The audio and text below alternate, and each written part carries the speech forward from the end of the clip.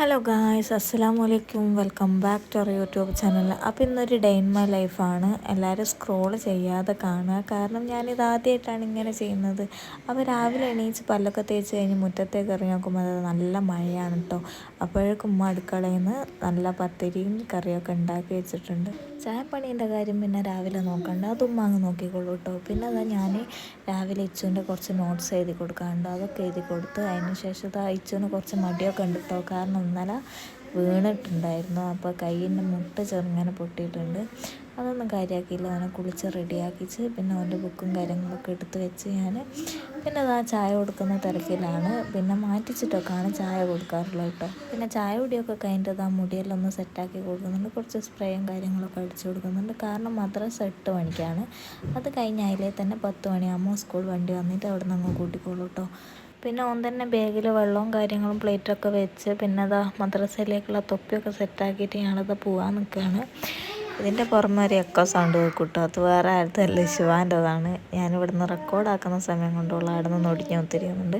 ഇങ്ങനെ വീഡിയോ എടുത്തൊക്കെ റെഡിയായി കഴിക്കില്ലേ, പരിചയമായി വരുന്നേ ഉള്ളൂ. അപ്പോൾ ഞാൻ മയിൽവാഹനമായ സ്കൂട്ടിയിലാണ് മദ്രസയിലേക്കുള്ള യാത്ര.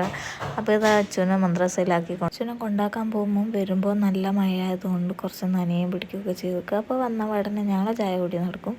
8 മണിക്ക് ചായ കുടിക്കും. പിന്നെ അതിന് ശേഷം കുറച്ച് പാത്രവും കാര്യങ്ങളൊക്കെ ഉണ്ടെങ്കിൽ അതൊക്കെ ഒന്ന് കഴുകി സെറ്റാക്കിയിട്ടുണ്ട്.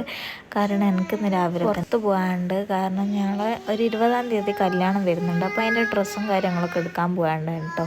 അപ്പോൾ ഇതാ വണ്ടി ഉരുളൂർ വെച്ചിട്ട് ടൗണിൽ വെച്ചിട്ട് ഞാനിതാ ബസ്സിന് പോയത്. ഇപ്പോൾ കൊയിലാണ്ടി സ്റ്റാൻഡിലെത്തിയിട്ടുണ്ട്. സ്റ്റാൻഡിൽ നിന്ന് ബസ്സിലേക്കാണ് പോകുന്നത്. ഇപ്പോൾ ഡ്രസ്സ് എടുക്കാൻ പോകുന്നത് വേറെ ഇടല്ല, വടകരാണ് കേട്ടോ. വടകര ഫാമിലിയിലാണ് ഡ്രസ്സ് എടുക്കാൻ പോയത്. ആദ്യം കുറച്ച് ചുരിദാറൊക്കെ നോക്കിയിട്ടോ. ചുരിദാറിനൊക്കെ 4-5 റേഞ്ചിലാണ് വരുന്നത്. പിന്നെ ഞങ്ങൾ തുണി സെക്ഷനിൽ പോയി. തുണിയിൽ നോക്കുമ്പോൾ അതായിരിക്കും പിടിച്ചില്ല. അവസാനം ഞങ്ങളെല്ലാവർക്കും ഇഷ്ടപ്പെട്ട ഒരു കളർ തന്നെ എടുത്തു.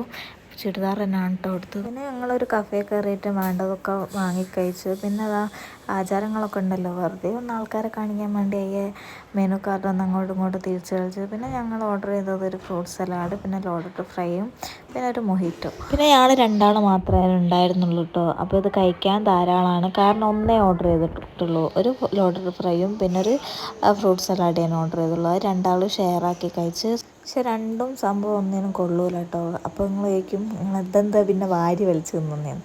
ഇത്രയും പൈസ കൊടുത്ത സാധനം തിന്നാണ്ട് പിന്നെ വെറുതെ ചാടാൻ കഴിയും? അതെന്തായാലും നടക്കില്ലാവില്ല.